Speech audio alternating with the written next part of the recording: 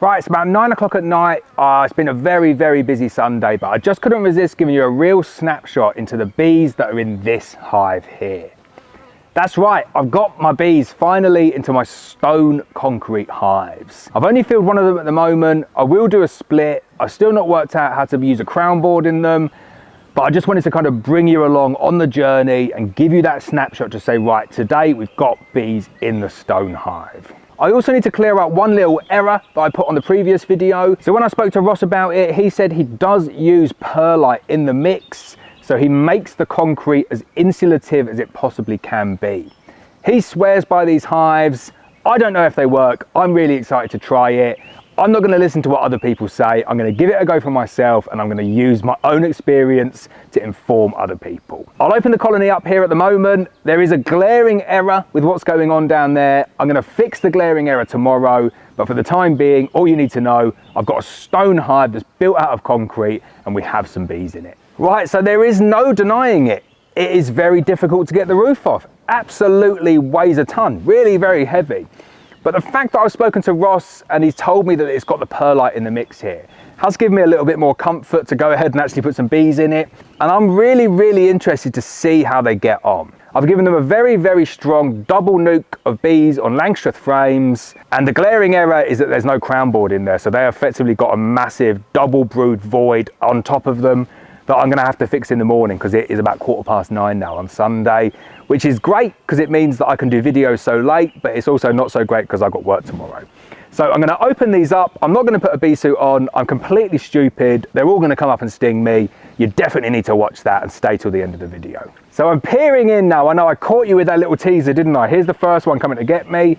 And I'm looking in here now and they look really good. It's a really nice, strong colony on Langstroth frames, which are so much better than national frames, but nobody uses Langstroth, so we are stuck with the national. I'll stop just filming me looking in. I'll give you a look inside here now. So I just love the design of these concrete hives. They are so, so cool.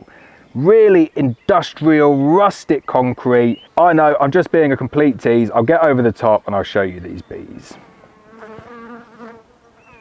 So there we go, nice colony of bees on Langstroth frames. Got a frame feeder in there as well.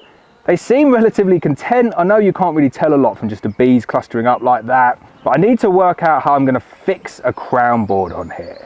Probably just gonna end up getting a piece of ply and putting a piece of ply on there, and it'll look a little bit unsightly from the top, but I do need something to work that out. Or I'll just go ahead and I'll put the roof directly onto them and I'll just move the other sections as well. But sorry it's taken so long. Lots of people were interested in this one. The bees are coming to get me now. I don't want to get stung. We'll call it a day there. So I'm going to kind of tempt fate a little bit and try and talk for a bit longer. It's very interesting coming up to your apiaries late at night. I don't always get to do it, but it actually tells you a lot about some of your colonies. The ones that have not got enough room will be clustering outside the entrance. The ones that are generally just really, really horrible will come out and sting you, which is a colony over there that are just horrible. It's actually the checkerboard colony. I walked past them, active entrance, and they battered me. So it's an easy decision for me now knowing, well, that's a horrible colony, really not a good queen, gonna re-queen that colony at some point. Whereas other ones, I've got really light activity and they're not stinging me as much. Doesn't mean that they're not bad colonies, but the ones that are stinging you are definitely bad colonies. So it's quite easy to identify which ones to cull. But I'm really happy with this. Gonna be a very, very simple method to get that crown board on. I'm gonna overwinter 2 of these this year in this apiary, which is probably my most challenging apiary for overwintering. You get heather honey, which isn't the best. I know some people do say you get dysentery with heather honey, but the problem that you do get with heather honey is that it's very high moisture content. And then the other problem that we have up here is the altitude, very high up here. We're about 950, 960 feet, which means that you get very, very cold, very wet winter. Which means you get very, very cold and wet winters. I'm closing them up. That's the video done. Good night, everyone.